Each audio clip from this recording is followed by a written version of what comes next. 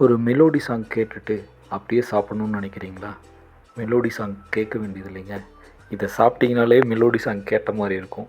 அவ்வளோ காரமே இல்லாமல் சூப்பராக பண்ணியிருக்காங்க. பருப்பு ஒரு கப்பு கொடுப்பாங்க. அப்புறம் வெள்ளை சுண்டலை நல்லா கிரேவி மாதிரி அல்லது குழம்பு மாதிரி செஞ்சு செம்மையாக கொடுப்பாங்க. பார்க்குறதுக்கு தான் ரெட்டிஷாக இருக்கும், ஆனால் காரம் இருக்காது.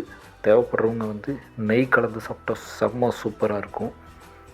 அப்புறம் உருளைக்கிழங்கு மசாலா அண்டு உள்ளுக்குள்ளே வந்து வெண்டைக்காய் அந்த மாதிரிலாம் வந்து போட்டிருக்காங்க. தக்காளி அதெல்லாம் போட்டு செம்மையாக கொடுத்துருக்காங்க. தேவைப்பட்டால் ஆனியன் வாங்கிக்கலாம்.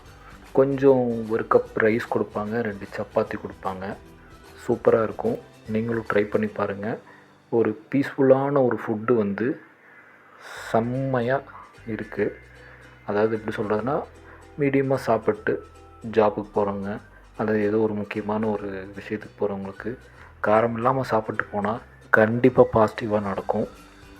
நீங்களும் ட்ரை பண்ணி பாருங்கள். இந்த கடை எங்கே இருக்குதுன்னு யாராவது தெரிஞ்சுது அப்படின்னா ஜஸ்ட்டு கீழே கமெண்ட் பண்ணுங்கள், பார்க்கலாம் உங்களுக்கு தெரியுதா அப்படின்னு. பார்த்திங்கன்னா ஒரு கப்பு ரைஸ் கொடுப்பாங்க அண்டு சப்பாத்தி 2, உருளைக்கிழங்கு